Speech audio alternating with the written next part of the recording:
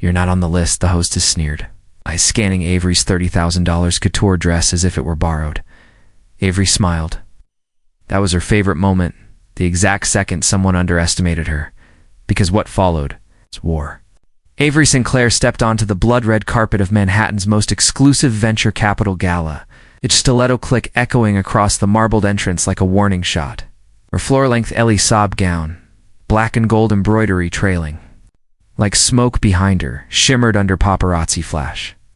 Her deep mahogany skin glowed under the overhead chandeliers, her long jet-black ponytail slicked tight and fierce. She owned the night until someone tried to erase her from it. The hostess glanced at her iPad, blinked, smiled too wide. "I'm sorry, Ms. Sinclair. Avery Sinclair, CEO Varian Technologies." Pause. The kind that was louder than words. "You're not on the list."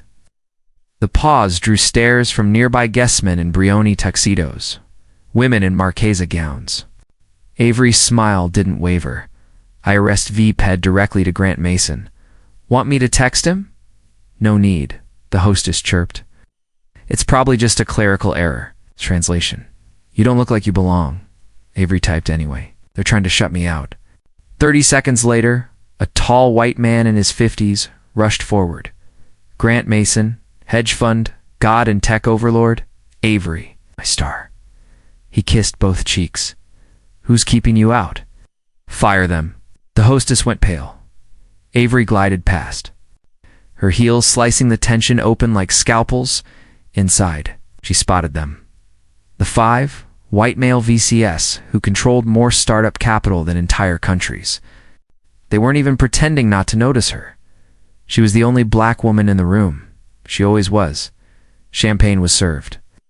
Avery sipped slowly, eyes sweeping over conversations cloaked in false charm. Every smile was a blade. Every handshake, a test. She wasn't here to network. She was here to dominate. From behind a voice, "I thought you'd be taller." She turned. Derek Flint, VC billionaire, racist in linen. "Funny," she replied. "I thought you'd be gone by now." Grinned. "Still playing CEO, huh? Still underestimating women who outperform you." The ice between them could freeze oceans by midnight. She learned her Series D investment had been pulled secretly, quietly, viciously. One of the 5 had sabotaged her deal, and she knew which one. Her penthouse overlooking Central Park glittered. But Avery didn't feel like royalty tonight.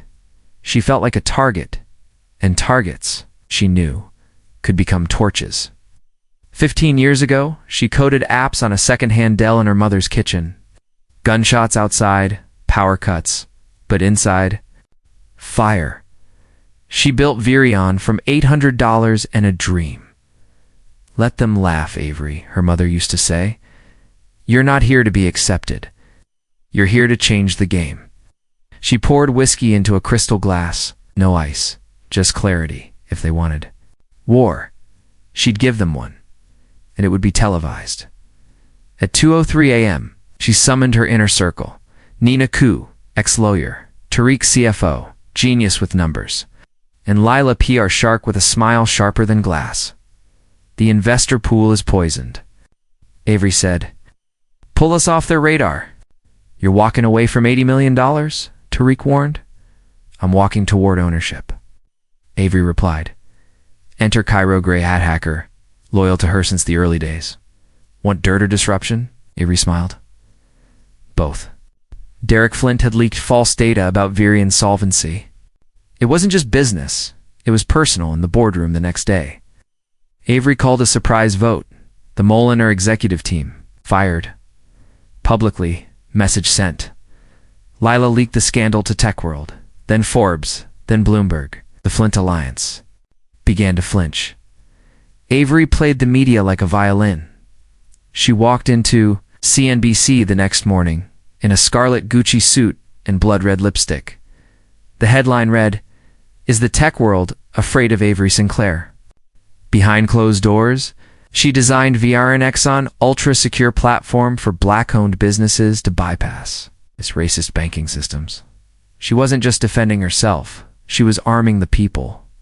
3 days later, Legacy Bank to withdraw funds for Virion X. She wore a white Alexander McQueen blazer, black silk trousers, and her signature black Louboutins. The teller blinked. "I'm sorry, Ms. You're not authorized to make this withdrawal." The banker smirked. "This kind of transaction usually requires someone from the company." Avery placed her ID, corporate documents, and board verification letter on the counter. "I am the company." Two junior officers leaned over to whisper and laugh. The banker turned toward them, chuckled, and muttered, "She probably forged it." Avery heard every word. She didn't flinch. Her hand slid into her Birkin bag. She tapped her phone. Voice memo. "On, let the world hear this." Later that night, she posted a 90-second clip. Her caption read, "In 2025, a black woman still has two. Prove she owns what she built?" It exploded. By morning, hashtags were trending. Hashtag let Avery withdraw. Hashtag black women own. Hashtag VIRE on strong news outlets called her. Podcasts begged for interviews. The bank issued a one-line statement. Avery issued war. She wrote to the bank's CEO directly. "This isn't about one incident. It's a system. And I'm building something to replace it." She attached a screenshot. Virion X beta launch. 3 weeks other CEOs called her. Some warned her. Others begged her to stop. "You're risking too much," one said. "If I stop now," Avery replied, "then I never started." At night, private messages flooded in from black founders, women in tech, even low-level bankers. They had stories. Too. And they were done being silent. One message stood out. "I'm in. Whatever you need. I owe you that much. S. Samantha Cho, billionaire VC outcast." And secretly, Avery's biggest fan. Avery's father called her. "You really want to pick a fight with the world?" "No, Dad. I want to rebuild it." He was quiet. Then, "You've always been your mother's child." Late one night, Cairo found a breach. Someone on her team was feeding data to Flint. "I'll find them," Cairo said. "Don't find them," Avery replied. "Let them think I don't know." Lila launched a new campaign. "The future doesn't look like the past." Billboards appeared overnight. They showed Avery's face, stern, regal, unbent. Cairo reversed the data flow. Every bite the mole sent out came back poisoned. Flint's firm invested in fake intel, lost $18 million in 48 hours. Avery was invited to a tech roundtable on Bloomberg TV. Flint would be there. Her team warned her. "He'll come for you. I hope he does." "Live on air," Flint said. "Let's be honest, Miss Sinclair, some companies get funding because of merit, not sympathy." Avery stared directly into the camera. "I've outturned, outbuilt, and outled you, and I'm just getting started." The internet erupted. CNBC, NYT, TechCrunch, everyone called it the CEO mic drop. Even Beyoncé reposted it. Avery stood alone, barefoot in her penthouse office, gazing out over the skyline. For the first time in weeks, she exhaled. Then came the knock. Jordan, her ex-fiancé and ex-coup, stood in the doorway. "I made a mistake." "You made several," Avery said. "Start with which one you want to fix." Jordan handed her a USB. "This is Flint's offshore ledger, from when I was still inside." Avery took it without flinching. "You're either brave or desperate." "Both." Cairo and Avery spent the night decoding the USB. It had everything: bribes, cover-ups, shell companies all tied to the five. She smiled. "This isn't just fuel. This is a bomb." The next morning, 15 journalists received encrypted files. By noon, subpoenas were being drafted. By night, the DOJ called. One by one, the five began to fall. One stepped down. One vanished to Switzerland. Two denied everything. Flint? He called for a meeting. They met on the rooftop of the same bank that denied her. "You're dangerous," Flint said. "No," Avery said, standing inches from him. "I'm deliberate." "Disappear this story," Avery said. "But you divest. Today, publicly. And if I don't, I'll run you into duststand. You'll thank me for the mercy." That evening, Flint went live. He resigned and donated $50 million to black entrepreneurship initiatives. Everyone knew who forced his hand. Avery took the stage in front of 20,000 entrepreneurs. She wore a sharp crimson suit and Louboutins that glowed in the spotlight. "This isn't the future," she said. "This is the correction." Banks that once ignored her now called her. She didn't answer. Instead, she opened Virenex's first physical fintech hub in Southside Chicago. Women, black founders, innovators from the ignored corners of the world lined up to join. Avery wasn't just a CEO anymore. She was a movement. Back in her penthouse, she stood before the mirror, same skin, same eyes, same woman they laughed at. But now they bowed. Avery Sinclair graced the front of Forbes, Time, and Wired all in the same week. The headline: "The woman who made the system flinch, but headlines fade, empires endure." As Avery's platform soared, so did the enemies in the shadows. Banks, VCs, old money tech families, now watching her erase centuries of their dominance. They weren't done. Neither was she. Emails poured in from Ghana, Mumbai, and Sao Paulo. "Can Virenx work here?" Avery smiled. "It already is." She wasn't building a company anymore.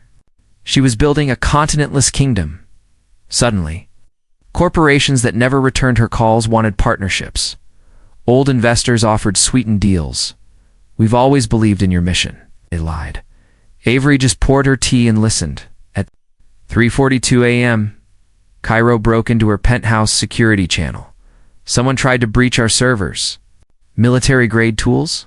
Flint again?" Avery asked. Datka shook his head. "No, this is someone new. Valentina Can, European banking heiress. Blonde, sharp, silk-gloved, and lethal.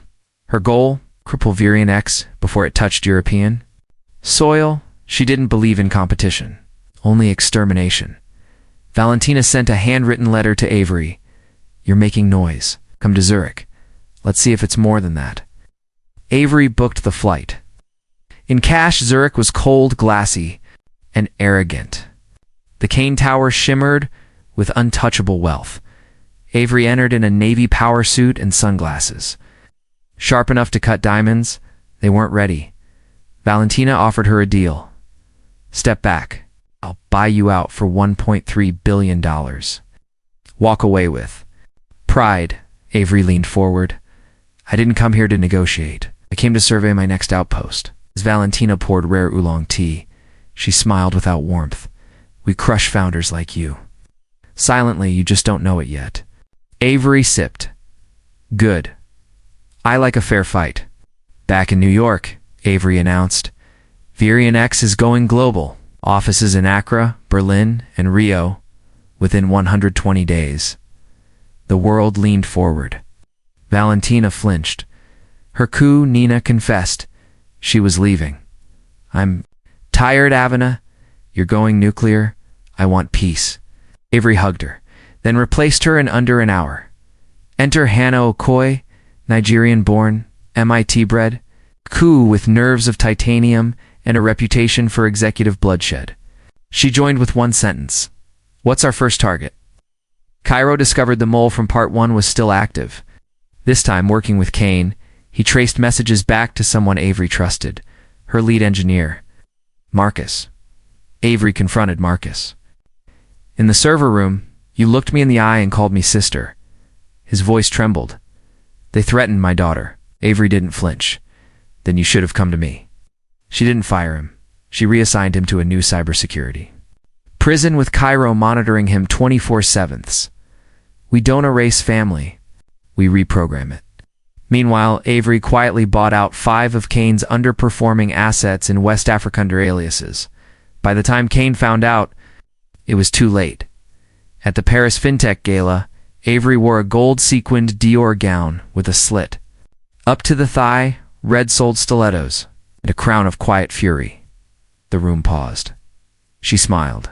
BBC asked, "Do you see yourself as a disruptor?" "No," Avery said calmly. "I'm the correction." Valentina unleashed a media blitz. Rumors of fraud, AI bias in Viren, racial favoritism. Kit got ugly. Avery didn't blink. She launched Receipts, VX, a platform that lived fact-checked. Media lies in real time, Private message, encrypted, anonymous. Kane took out 2 black-owned banks in Nairobi last year. You're not her first target, be her last. Avery responded with one emoji. Samantha Cho resurfaced. This time, in person. You're not just building a company, she said. You're waking gods. Let me help fund Olympus. She wired $400 million the next morning. Avery launched a new arm, Veering Capital, a fund, solely for women, Black and minority founders.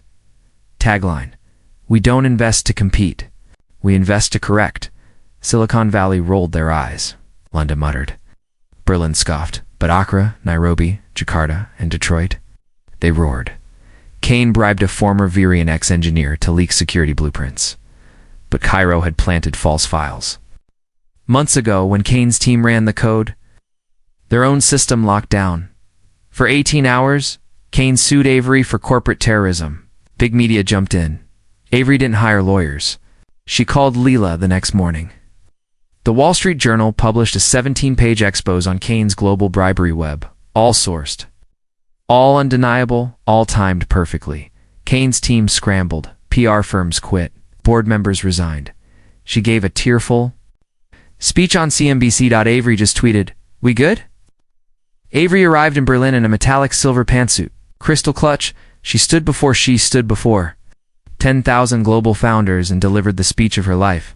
They tried to call me an outsider. So one built the building. In the hotel suite afterward, Avery opened the old voicemail her mother left years ago. They won't see you coming, baby. They'll only feel it when you've already arrived. She wept.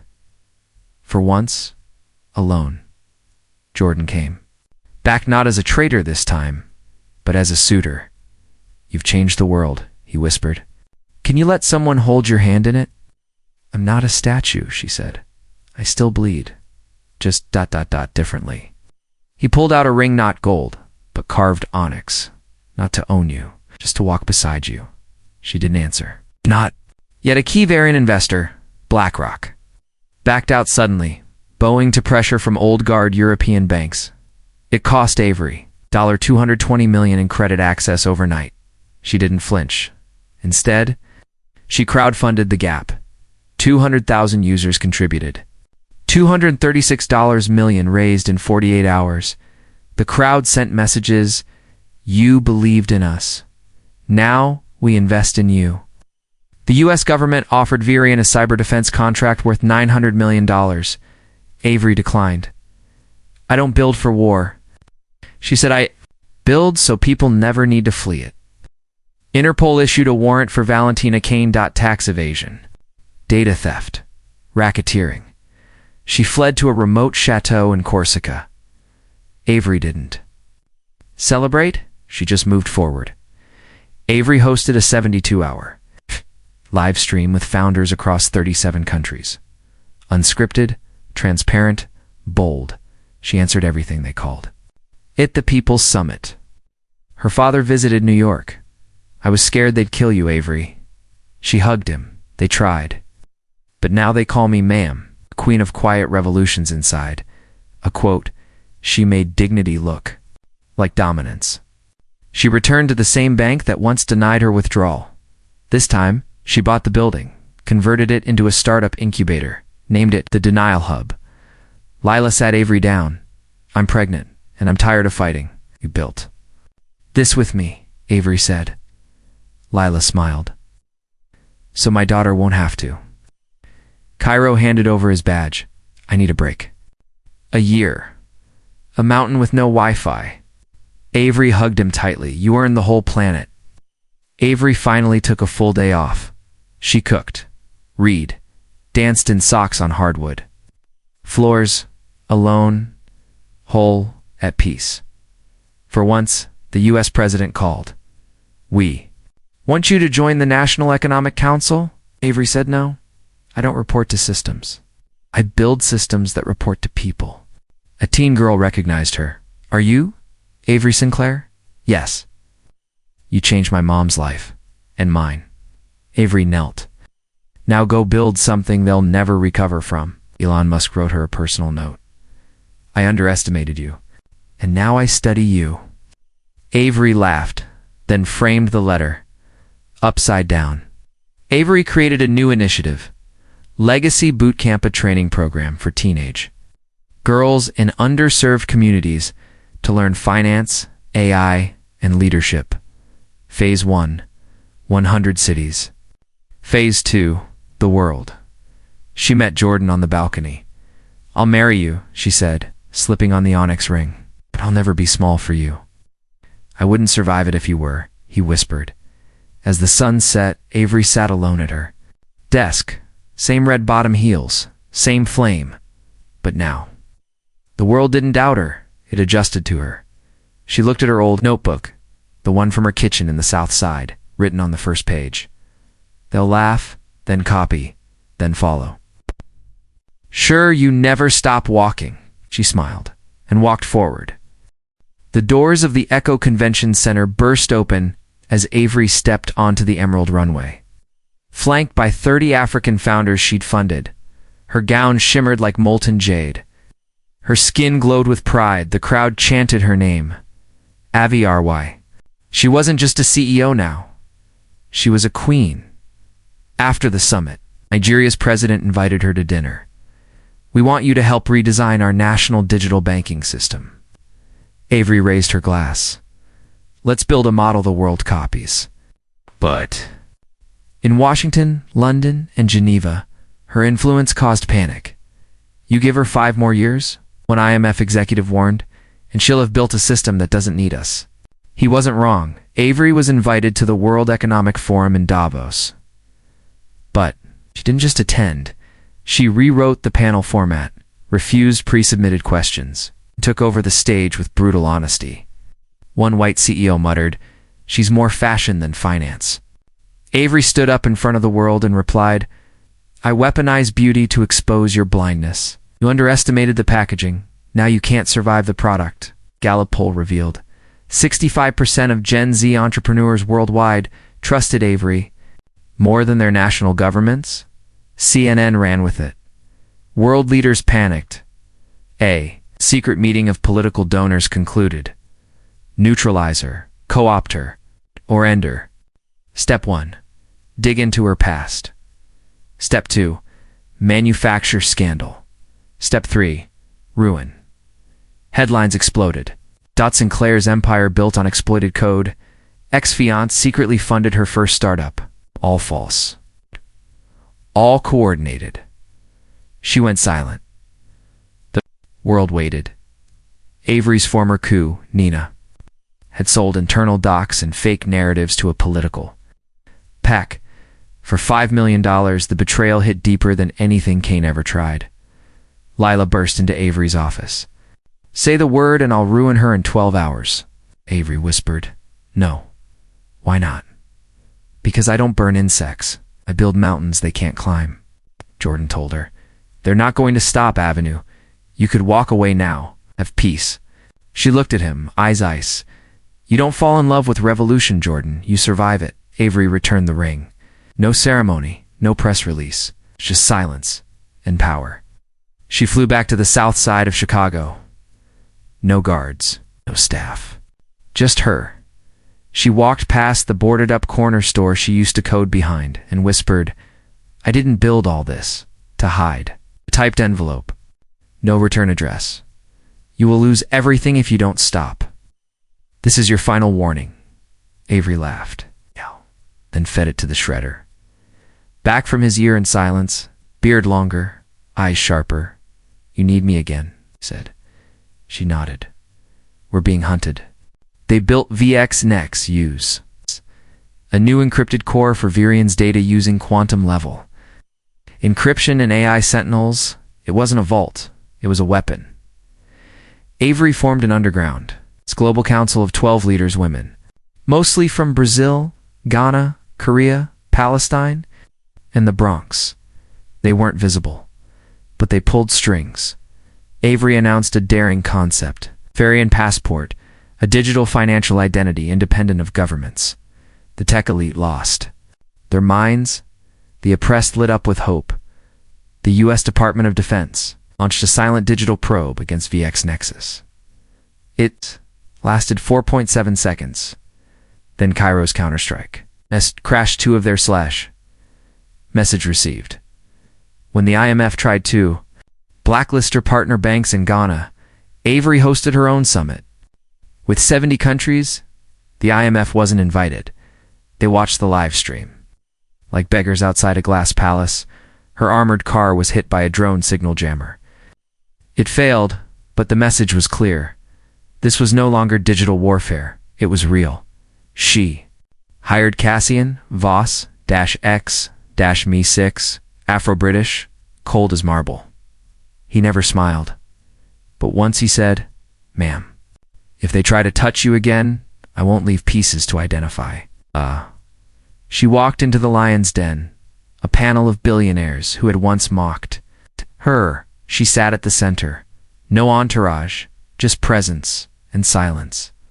They felt it when asked about. "The future of banks," Avery said. "Institutions collapse not because they fail, but because someone finally offers a better door. I built the door. Now I'm handing out keys." In Dubai, a power panel turned deadly when a podium rig exploded seconds before she walked up. The crowd screamed. Avery turned to the camera. "I'm still here," Tariq, her former CFO, now exiled in Spain, called in tears. "They're threatening my family if I don't talk to the press." Avery wired him $10 million and safe-housed his family in 2 hours. "No one sells us out again." Oprah returned from retirement for one interview.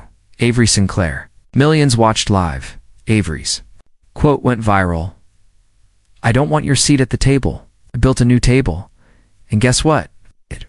It rotates." She didn't date in public, but one night in Ghana, she danced barefoot on a rooftop with Hannah Okoye. Her fierce coup, no cameras, just starlight and fire. She found a note on her vanity mirror, scrawled in her mother's handwriting. "The weight is heavy because the crown fits." It was her mother's journal. Preserved for this moment, a little girl approached her in Berlin. "Is your name really Power?" Avery knelt. "No, but it's what they call me now." The girl nodded. "It fits." Avery discovered her CFO was selling projected valuation data to a Saudi firm. She didn't fire her. She publicly promoted her to executive exile, made her a case study at a VX Next Use Ethics conference. The message was brutal and unforgettable. Reporters asked, "Do you have a successor?" She answered, "I don't build monarchies. I build ecosystems." Virion released a lightning-fast transaction platform. 5 traditional banks lost 12% market share in 6 hours. The media called it Avery's earthquake. The head of the World Bank stepped down, citing irrelevance in the face of new systems. Avery issued one tweet: "We're not competing. We're correcting." She strutted across the Champs-Élysées in a diamond-crusted trench coat. Flanked by black women entrepreneurs, she had funded it. It looked like Fashion Week. It was a silent revolution. Alone, on her private jet, she opened a letter she never mailed to the girl who never felt enough. "You are, you always were." She lit a candle, let it burn. Valentina Kane resurfaced in Tokyo, now working with a deep-seated shadow cartel.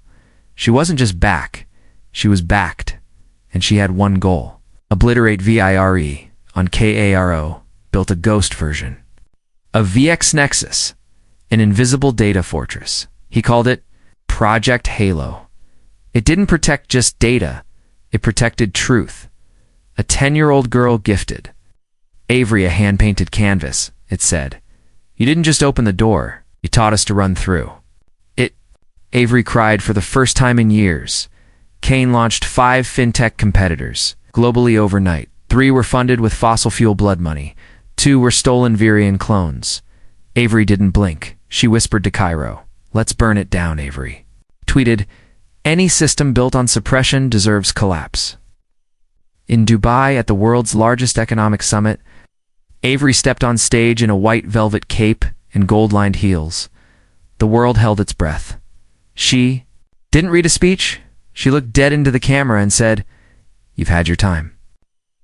Now it's ours." The room erupted. That night, VexNexus released data proving Valentina's network was laundering billions. Interpol, SEC, and the UN launched investigations. Kane fled. Again, Avery received intel. A bounty was on her head. $30 million, she turned to Cassian. You still got my back? He loaded his sidearm. Always. For once, she paused. A private island. Just Hannah, Leela, Cairo, and her. They laughed. They cooked. They existed. Avery started writing letters to future girls who would rise in her footsteps. She called the collection Blueprints for Queens. When asked what scared her most, she said that this all ends before I finish showing black girls just how far they can fly. Another journal page. When they can't kill your fire, they'll try to dim your name. So make it burn so bright. It blinds generations. She whispered, Mama, we did it. Avery stood atop the new Virion Tower in Manhattan, 120 floors of glass, equity and brilliance. Below her, a city changed. Across the globe, a movement ignited, and at her feet. Heels, still red, still sharp, still rising. The morning skyline reflected in Virion Tower's mirror-glass facade. Avery stood barefoot in her penthouse office, staring out over Manhattan. Her phone buzzed with a headline. Avery Sinclair nominated for the Nobel Peace Prize. She didn't smile, she just exhaled. Within hours, the backlash began. Political blogs accused her of economic colonization. Billionaire CEOs raged anonymously. Avery issued no statement. Power didn't explain itself. The Vatican requested an audience. Avery laughed. Tell the Pope I'm honored. But I don't confess to systems, I dismantle them. 12 legacy bankers met in London. She's worse than a revolution. She's an alternative. They voted to blacklist any financial institution tied to Virion. That night, 3 of them were hacked. Their offshores made public. The U.S. president came to Virion Tower in private, said, You've become too powerful, Avery. The world's losing balance. She leaned forward. Oh, the world is finally tilting back to fair. Her counsel, now called the 12, argued, We're losing control of the narrative, said Hannah. Some want revolution, others want reform. Avery stood at the whiteboard and wrote one word, truth. In Accra, Avery opened the first Virion Academy, free business, finance, and AI education for underprivileged girls. The first class chanted, I am the system. Jordan returned one last time. No ring, no expectations. You've become a nation, he whispered, and I was just a house. She nodded. You gave me shelter when I needed it. But now, I build the weather.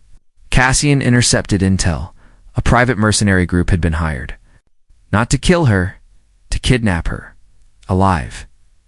For leverage, Avery was relocated to a secure island fortress off the Kenyan coast. For the first time, she was off-grid. Lila called it exile. Kairo called it reset. Avery called it strategy. Interpol arrested. Kane at a luxury estate in Lisbon? But the real bombshell? She confessed publicly. I wasn't the head, just the mouthpiece. The real architect is older than all of us. Name dropped like a knife. Artemis Graves, 923 years old. Founder of the Atlas Trust, covert banking dynasty that had quietly controlled half the globe's money for 70 years. She summoned Avery. Avery boarded Graves' plane. It's inside. Velvet, obsidian, silence. The old woman sat with calm cruelty. You could have been one of us, Avery replied. No, I was built to replace you.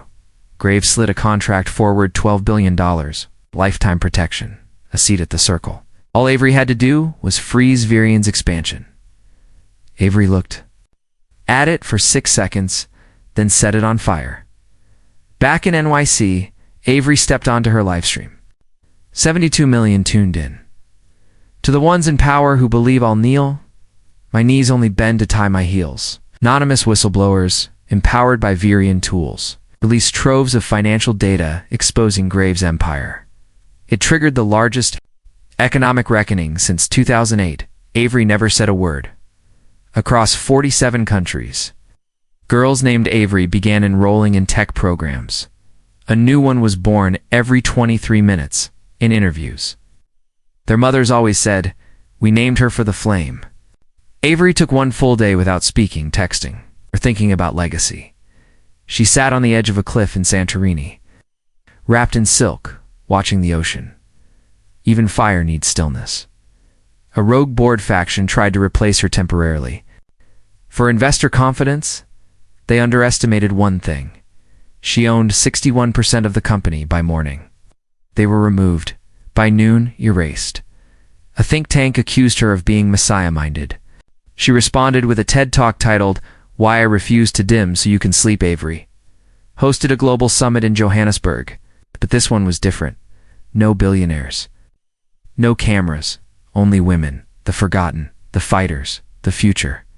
They sat in a circle. No hierarchy. Only fire.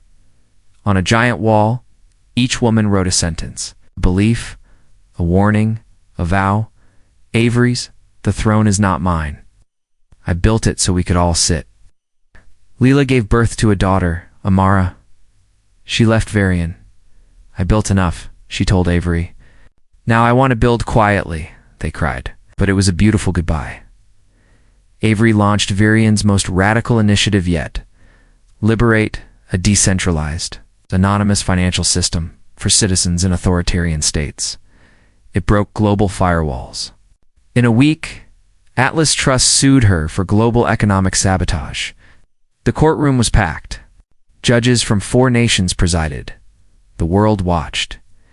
Avery walked in wearing all black, veil over her face, and heels made from melted gold.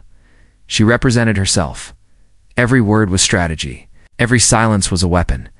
In one statement she said, "You don't fear collapse. You fear competition that doesn't look like you." Not guilty. Global markets sighed in relief. The people. They cheered like the world had been reprogrammed. Days later, Artemis Graves passed away. Her obituary was cold. Calculated Avery sent no flowers. Just one message. Ashes, 2 systems. During a targeted drone attack in Rio, Cassian threw himself between Avery and the blast. He survived barely. When he woke up in the hospital, he whispered, "Still got your back." Alone, in a Tokyo hotel suite, Avery collapsed in the shower, sobbing. Not from fear, but from the exhaustion of constant becoming. Kara found her. Rest is not weakness. She nodded through the tears. I don't know who I am when I'm not proving something. You're already her. Just ... exhale. She went to a monastery in Bhutan. No tech, no staff. Just prayers. Just prayers and fireflies.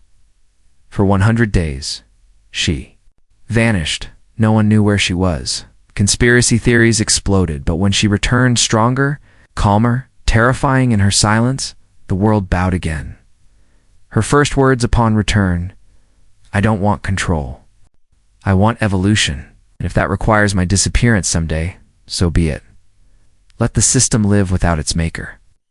She opened the Sinclair Institute, a museum in D.C., dedicated to the stories of Black, Indigenous, and forgotten innovators. Entrance was free. The exhibits changed monthly. Truth didn't expire. Varian X passed 1 billion. Its verified users. She issued no press release, just a 3-word tweet. We're just beginning. He died peacefully in his sleep. At his funeral, Avery gave no speech, but placed one item in his casket. Her first business card, she whispered, "You taught me resilience." I weaponized it. The United Nations invited Avery to co-author a universal currency plan. She declined. I didn't build my throne to fix your castle. I built a kingdom outside the gates. Hannah, her fiercest ally, took a buyout from Varian competitors to build her own startup. No war, just silence. Avery sent her a letter. We weren't meant to last forever. It's just long enough to spark something. Scene 40. A new power rise. Zay, 21-year-old. A Afro-Mexican coder named Zari launched a microbank powered by VX Nexus. It went viral. In interviews, she said Avery Sinclair raised the temperature. I'm here to boil the room. Avery walked past a skyscraper, saw herself in the reflection, not just in the glass, but in the CEO inside the building. A young woman, brown-skinned, in heels, running her own empire. Cassian, now retired, met her. At a vineyard in Italy, he poured wine. "You're not a storm anymore," he said. "No," she smiled. "I'm the climate." They kissed. And this time, it didn't feel like war. Avery began documenting every decision. Failure, near death. She titled the private manuscript, "The Unlearning of Fear."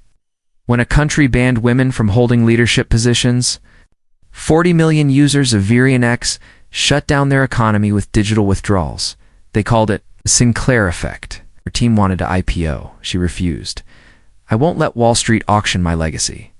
Instead, she turned Virion X into a user-owned cooperative. Overnight, 8.3 million users became Coners. Leela's daughter took her first steps at a Virion hub. She ran to Avery. No hesitation, no fear, just joy. The woman who made power public. Avery didn't pose. They used a candid photo, her holding a protester's hand in Lagos. Eyes lit with revolution.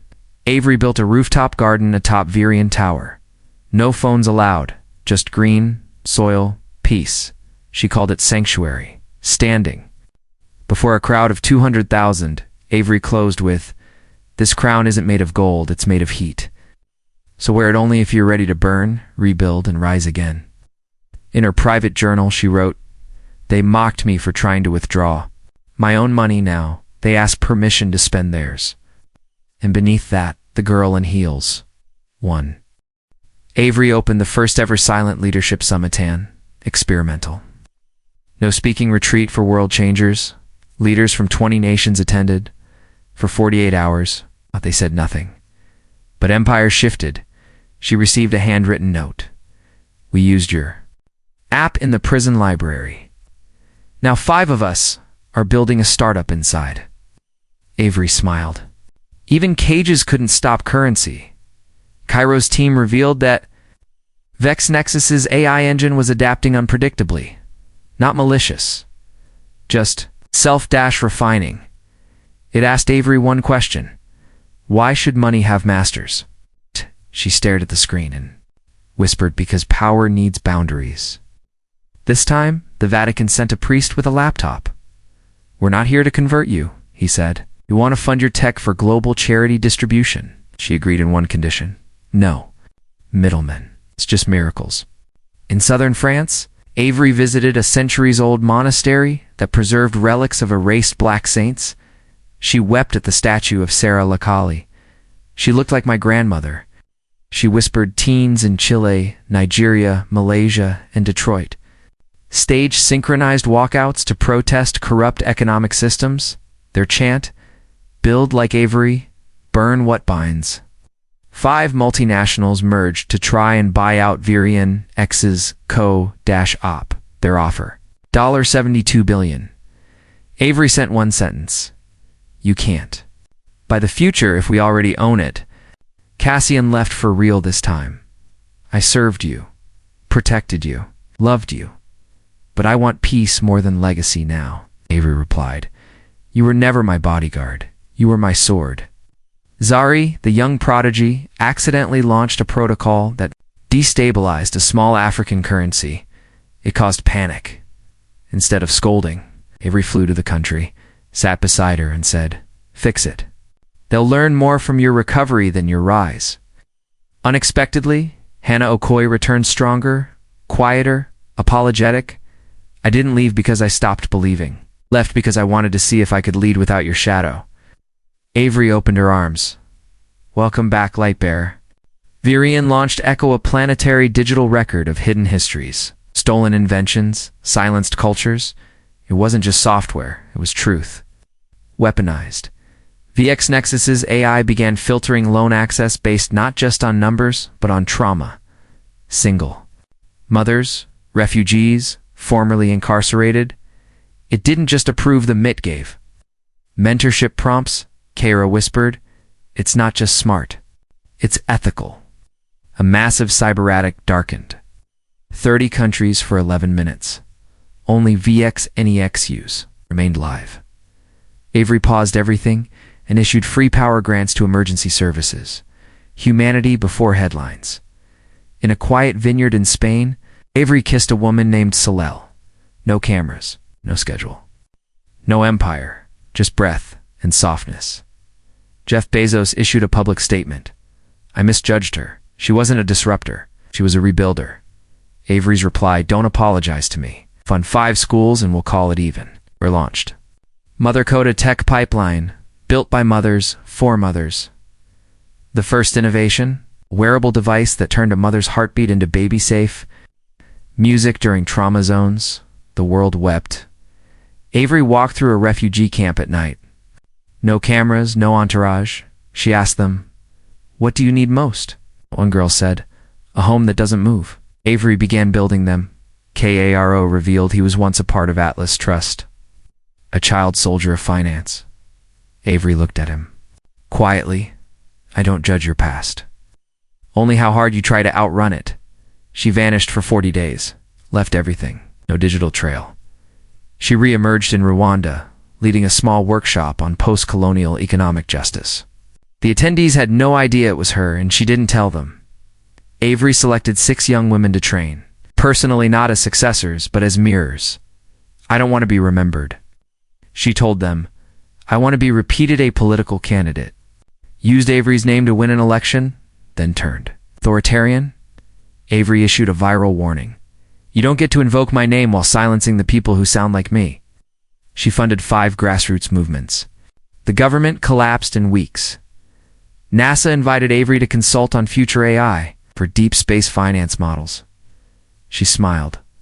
My work was never about Earth.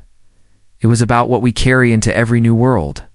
A rogue group tried to hijack Virian's user data to launch an anti-democracy campaign. It failed in under 16 seconds. The AI traced their IPs, shut down their funding, and rerouted their assets to public education. VexNexus had evolved into an immune system. Avery collapsed after a speech in Nairobi. The diagnosis, adrenal burnout, microbleeding, and stress-induced cardiac strain. The doctor told her, your mind moves at weapon speed, but your body is breaking. In recovery, Avery wrote a letter to every woman who thinks she must break to win. You are not built to shatter. You're built to burn slow and long. She built a digital vault of suppressed histories coded into quantum fragments and stored across 47 server nodes, even if iron burned. The truth would survive. In an interview with a 14-year-old black girl coder, Avery was asked, do you ever cry when no one's looking? She did. Right there, no makeup. Just truth. Leela returned with Amara to call it a global maternal tech initiative. When asked why she came back, she said, legacy is best built by those who left and still believe. Hannah was elected the first female tech president of an African financial bloc. In her inauguration speech, I walked beside power long enough to know how to wear it without apology. Avery smiled from the crowd. A rogue regime listed Avery as an enemy of tradition. She didn't flinch. She released Virian, Blue is Secure, an anonymous app that helped local protesters fund resistance movements in under 48 hours. Solange appeared in Paris, still elegant, still flamed. They kissed under the Eiffel Tower, no media, just meaning. Zari asked, when do I know I'm ready to lead without asking your permission? Avery whispered, when the question becomes a statement. Zari paused, then I'm ready. Avery drafted her will, not in legalese, but in poetry. She titled it, When the Flame Folds into the Sky She Gave Away. 22% of her controlling stake. Not 2 heirs, but 2 young founders across the global south. I'm not sharing power. I'm multiplying it. In Virian Tower, an entire floor was turned into a museum of women's shoes heels worn by revolutionaries. Activists, CEOs, dancers. At the center, the red stilettos she wore the day she was denied that bank withdrawal. First statue of Avery Sinclair was unveiled. Not of her face, just her hand. Palm up. Open, because she built power to be passed on, Mother Code. Reached 40 countries. Infant mortality dropped. Women coders in refugee camps built custom versions for their regions. When asked who trained them, they always replied, Avery? But she never taught from above. The AI wrote a 12-line poem for Avery. It ended. She touched the servers with smoke in her hands, turned silence into sovereignty. On Avery's birthday, women across the globe lit candles at midnight. No posts, no hashtas, just flame. 1 billion. Tiny fires. He stood on the roof of the new Lagos Tower. "It's your world now," said. Avery whispered, "It always was." They hugged. No secrets left between them. An orphaned girl in Bangladesh, 12 years old, launched a microlending app based on Virion open source tech. She called herself Avery Sky. It caught fire. Avery built a single soundproof chamber in every Virion hub. No screens, no noise. A place to think, to dream, to survive capitalism. One man broke into VXNext used to delete his criminal record. Instead of punishing him, Avery offered him a job. "I didn't build a system to trap the desperate." She stood on a cliff in Corsica, whispering into the wind, "If I disappear tomorrow, let the story outlive the storyteller." At a youth conference, little Amara stood up and said, "My mama builds tech, Auntie Avery builds people beneath me." Virion Tower, she created one hidden room with no cameras, only a mirror, and a plaque that read, "Be certain, you built this." Avery sat on stage. Instead of speaking, she asked questions. To every woman in the crowd, they cried, answered lit up. She was no longer preaching. She was activating. At her final summit, she closed with, "I was denied a withdrawal. So I created a currency no one can freeze. Call it courage." Every girl named after her was invited to write their dreams on a wall. It stretched for 4 city blocks, and every one started with, "I will." She walked into a Virion X server. Room with Zari handed her a card. On it, one word, "Yours." And walked away. No press, no goodbyes, just legacy, still breathing. An art installation in Berlin projected the source code of VXNext use across an abandoned bank. On the wall, a single line in red. This began with a refusal. Solange chose a quiet life in Portugal. "I don't want to orbit a sun. I want to plant a garden." Avery understood. They parted in silence. Sometimes love ends without collapse. In a European capital, a statue of a colonizer was pulled down in its place.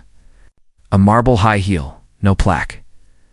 Everyone knew Avery sat with Amara, now 12. "Do you want to lead?" Avery asked. Amara shook her head. "I want to build systems so good, no one needs to lead." Zari programmed a feature into Virion X, a silence mode. When toggled, the app whispered affirmations to the user in their mother tongue. It had no profit motive, just healing. An ex-banker who once blocked. Avery's earliest investments now lived humbly, teaching finance to teen girls in Johannesburg. When asked why, he said, "She burned the bridge but lit the forest." A homeless woman in Detroit used VXNexus to rebuild her credit. When interviewed, she said, "I don't know her name. I just know her fire." Avery showed up barefoot, no slides, just a story. "How do you know when you're done?" one asked. She replied, "When the room answers the question before you speak." Lila became head of the Global Maternal Tech Alliance. In her speech, she held Amara's hand. "We don't raise daughters. We raise dynasties." In Haiti, a street artist painted, "Avery with wings made of code." Below, "I am Avery too." Her 6 protégés opened the first tuition-free University for Tech and Liberation Studies. Each classroom was named after a woman who was once denied power. At a global museum in Seoul, an exhibit displayed one object, a shattered red heel. Below it, "The day she broke was the day we broke through." Zari made the controversial choice to make part of VXNext use open source even against Avery's final recommendation. When asked why, she said, "The next Avery needs room to rebel, too." On the 100th floor of Virion Tower was a chamber lined with mirrors, each one etched with a phrase in the center. Avery's reflection, not larger than life, just human. She spoke to a student. "Journalist, final question. Do you consider yourself a good person?" Avery paused. No, I consider myself necessary. One day, Avery left no post, no goodbye, only a message to her 6 protégés. When a flame gets too bright, it's time for others to light the sky. Reports surfaced. Avery Sinclair presumed dead. Twitter exploded. Her protégés said nothing. Silence was strategic. Legends breathe better in mystery. At 14, Amara broke down at a summit. I don't want to be a symbol. Zari hugged her. You don't have to be. Just don't forget who raised you. In South Africa, 500 women marched in pouring rain their chant. I am not Avery. I am what came after her. One of Avery's last VXNext use protocols matured. It used emotional data joy, healing. Empathy is currency for community trades. Economists called it dangerous. Communities called it salvation. After a major political standoff, diplomats from 3 nations met inside a Virion listening dome. No guns, no. Press just holograms of what the war would destroy. They chose peace. A stateless boy from Syria used VXNext to launch a mobile school that reached 50,000 kids. When asked why, said someone gave me tools. That's enough. It faded slowly.